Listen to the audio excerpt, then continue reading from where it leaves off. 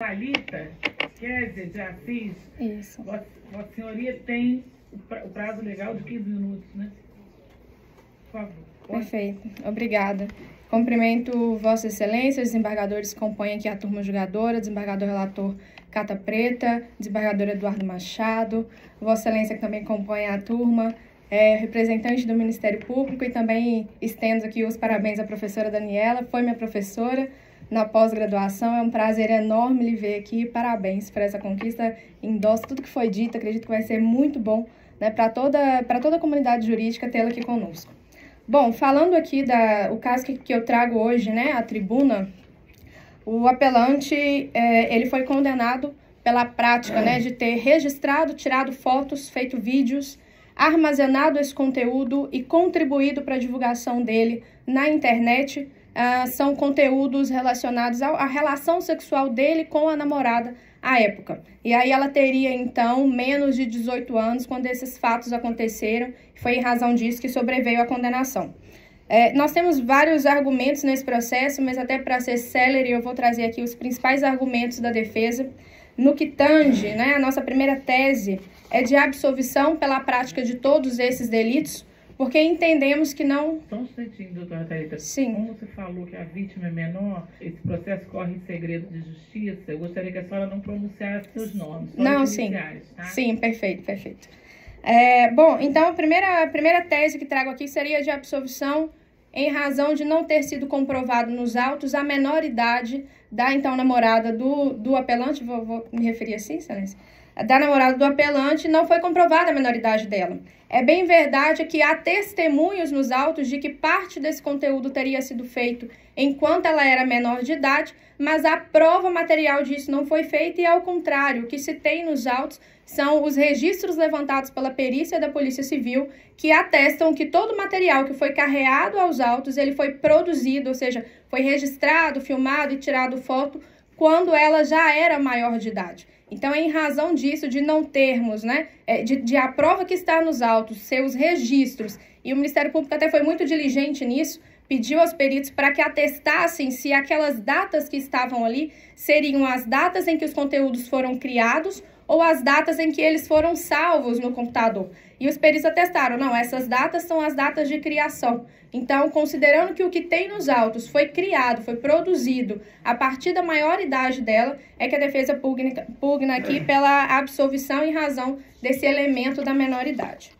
Ainda que, caso, né, seja superada esse ponto, a defesa pugna pela absolvição no que tange ao delito de registro e armazenamento das fotos em razão do consentimento da namorada do apelante. Ela consentiu, muitas fotos e vídeos, ela mesma foi quem produziu e foi quem encaminhou para ele. Então, nós trabalhamos aqui a excludente de ilicitude, não há se falar em um ilícito penal quando ela mesma produziu esse conteúdo. Isso, inclusive, foi registrado pela magistrada de primeira instância. Quando ela vai à dosimetria, ela fala da contribuição, então, da namorada do apelante com relação a esses vídeos. E neste sentido, inclusive, este tribunal já se manifestou. Nós temos jurisprudências aqui no Tribunal de Minas que acolhem, né, a tese da excludente de ilicitude em razão do consentimento da pessoa quando da prática, né, do registro desse material, dessas mídias. Ainda que subsidiariamente o tribunal entenda que não, que o consentimento da vítima não é suficiente para afastar, né, a condenação, eu passo então a falar aqui da absolvição em razão do delito de armazenar fotos.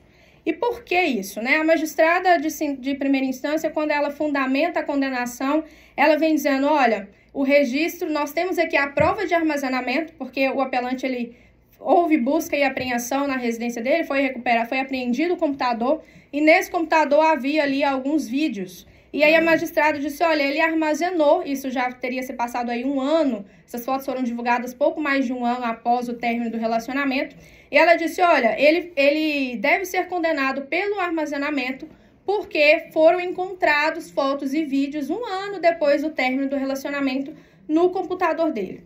E sobre isso eu quero chamar aqui a atenção para um fato muito importante. Essas fotos não foram, esses vídeos não foram simplesmente encontrados, eles foram recuperados.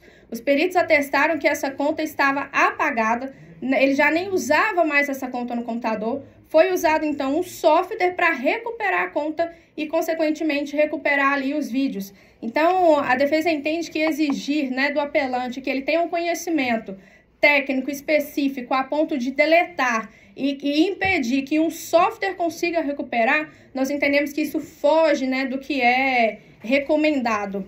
Então, em razão disso, de não ter sido encontrado, de ter sido recuperado, de não ter provas desse armazenamento, é que a defesa pleiteia a absolvição em razão do delito de armazenar esse conteúdo.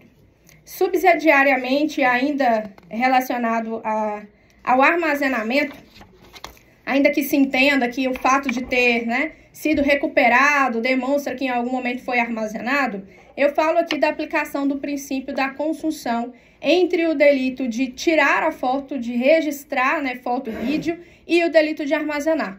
Entendemos que automaticamente quando você tira uma foto ou quando você faz um vídeo, aquilo já é armazenado.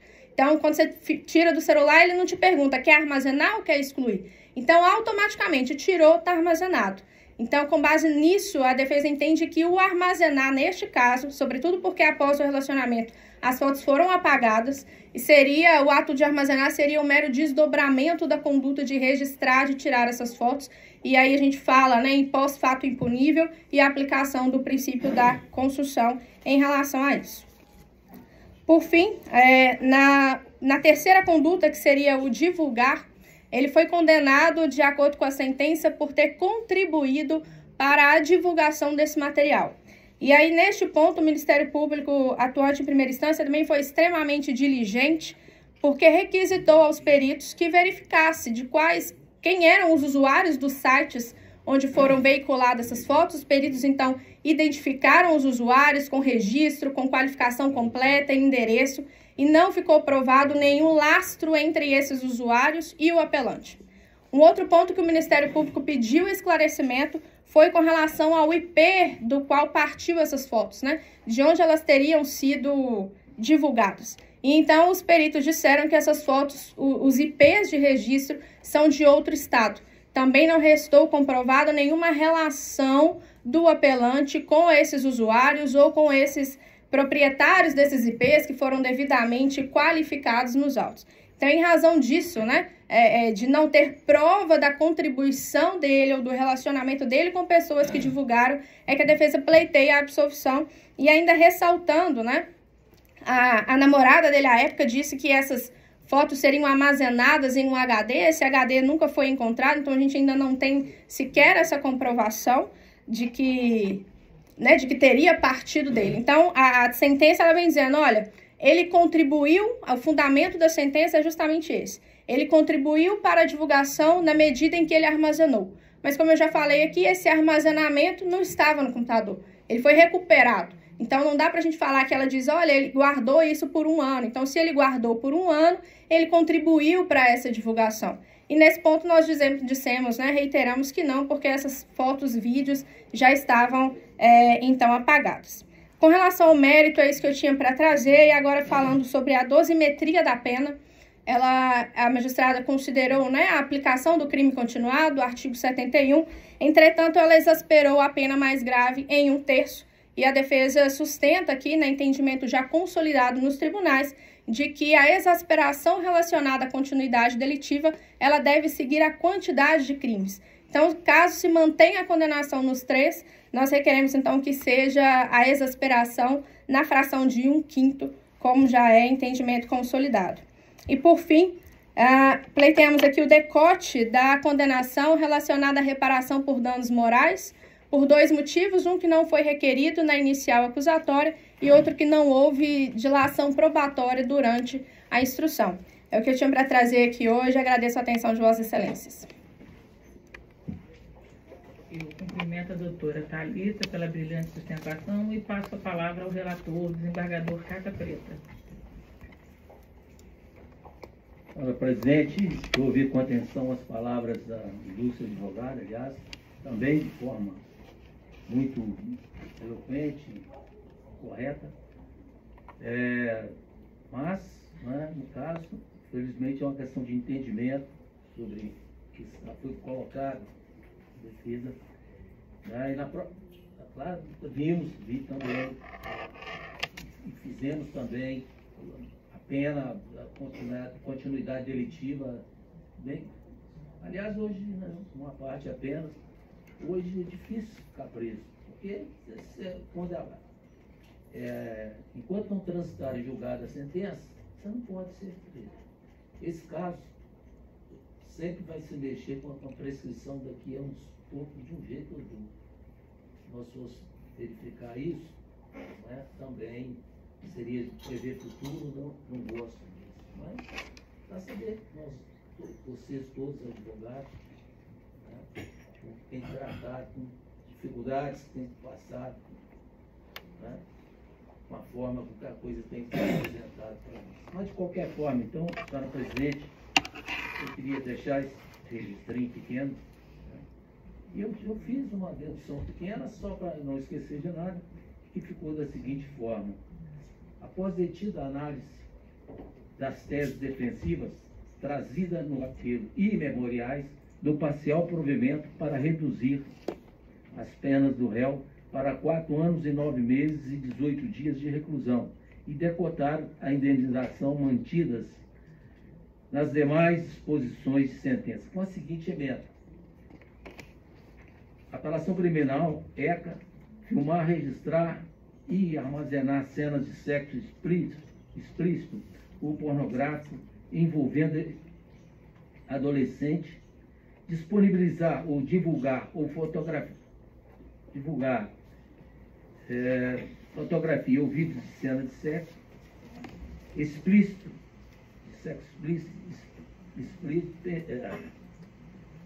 envolvendo adolescente, prova suficiente, conduta típica, condenação mantida, pena, fração relativa à continuidade delitiva, definição de acordo com o número de infrações, indenização à vítima, falta de requerimento e de elementos sobre os danos, decote que se impõe. Essa falta de pedido. Então, é como voto, senhora presidente. E a emenda pode ser, eu acho que dispensa-se a emenda, a leitura da emenda, porque também lá nós buscamos as preliminares, toda a matéria foi revista. Com a presença do colega, tudo que dentro do entendimento, né, que fizemos. Então, pode estar convicto, mas o acordo, faço questão que seja, não sei se vota aqui, doutora presidente, o acordo ele deram parcial provimento ao recurso, né, com reduzindo a pena para 4 anos e 9 meses. Passo a palavra ao revisor, desembargador Eduardo Machado. Doutora Thalita, bom dia. Bom dia, excelência. Eu recebi, evidentemente, o memorial que me foi entregue pessoalmente por Vossa Excelência, expressei a devida atenção à manifestação da tribuna e tive muito cuidado também ontem, quando o senhor deixou o gabinete, de analisar novamente o processo. A divulgação, né, e o nascedouro é do cliente, Vossa Excelência. Agora, como que ele foi disponibilizado, como que ele chegou, são nuances que realmente partiram dele. Quem fotografou foi ele. Quem armazenou foi ele. E isso só chegou, teve toda essa divulgação, porque partiu dele. Isso aí é fato, isso é prova, né, que está bem lançada no processo. E não obstante o esforço, né, lançado nessa defesa, eu voto no sentido de acompanhar integralmente o relator, também dando provimento parcial ao recurso. Eu, como vogal, na qualidade de vogal, também acompanho o voto do ilustre relator, dando parcial provimento ao recurso. Taquigrafia. Não precisa não, tá? Obrigada, excelências.